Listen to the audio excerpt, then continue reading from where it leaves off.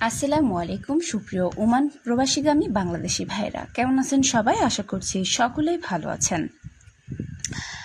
আজকের ভিডিওতে আমরা ওমানে বসবাস করছেন বা ওমানে যাওয়ার পরিকল্পনা করছেন এমন প্রত্যেকের জন্য অত্যন্ত গুরুত্বপূর্ণ কিছু বিষয় নিয়ে আলোচনা করব। অনেকেই জানতে চান ওমানে ভিসা কিভাবে নবায়ন করা হয়, রেসিডেন্সি কার্ড বা রেসিডেন্ট আইডির নিয়ম কী, পরিবারকে কিভাবে ওমানে নিয়ে যাওয়া যায় এবং ওমানে ব্যবসা শুরু করার সুযোগ সুবিধা কেমন।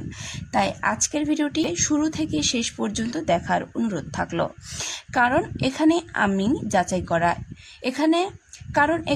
যাচাই করা এবং বাস্তব তথ্য সহজ ভাষায় তুলে ধরার চেষ্টা করব। তো বন্ধুরা, চলুন ভিডিওটি শুরু করব। তার আগে আপনাদের কাছে ছোট্ট একটি অনুরোধ থাকবে, আপনি যদি আমাদের চ্যানেলে নতুন হন তাহলে অবশ্যই চ্যানেলটি সাবস্ক্রাইব করে রাখবেন, কারণ আমাদের এই চ্যানেলে আমরা প্রতিনিয়ত ওমান বিষয়ে নিত্য নতুন তথ্য আপনাদের মাঝে দেওয়ার চেষ্টা করি। তো চলুন বন্ধুরা, কথা না বাড়িয়ে মূল ভিডিওটি শুরু করা যাক।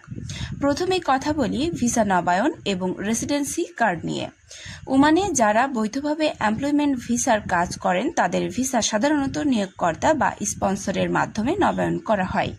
ভিসার মেয়াদ শেষ হওয়ার আগেই নবায়নের প্রক্রিয়া শুরু করা সবচেয়ে নিরাপদ।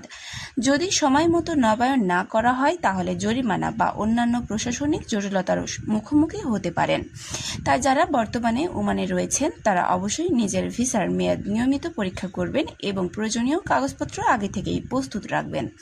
ভিসা নবায়নের সময় সাধারণত বৈধ পাসপোর্ট, মেডিকেল সংক্রান্ত প্রয়োজনীয়তা, নিয়োগকর্তার অনুমোদন এবং সরকারি নিয়ম অনুযায়ী অন্যান্য কাগজপত্র প্রয়োজন হতে পারে।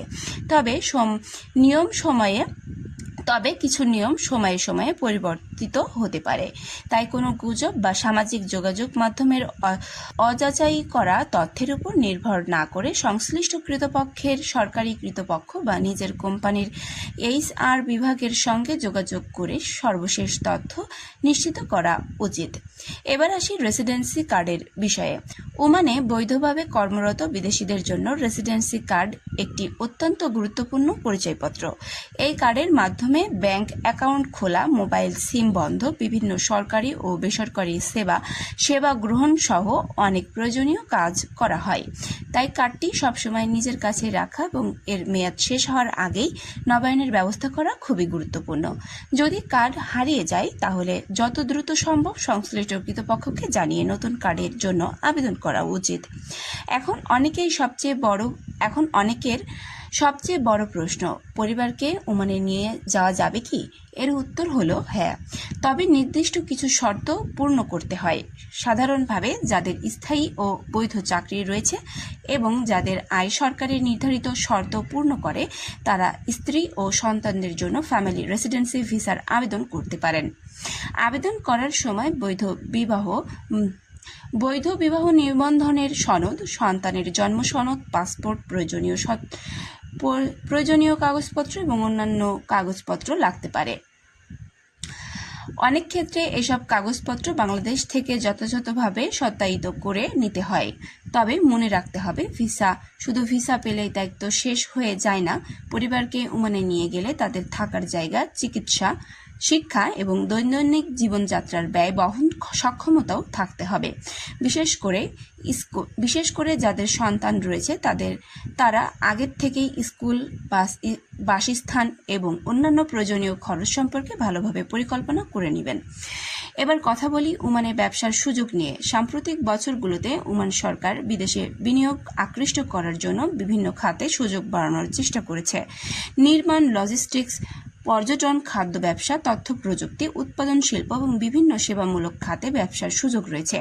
তবে ব্যবসা শুরু করার আগেই অবশ্যই লাইসেন্স, কোম্পানি নিবন্ধন, কর, ব্যবসা এবং স্থায়ী আইন সম্পর্কে পরিষ্কার ধারণা থাকতে হবে।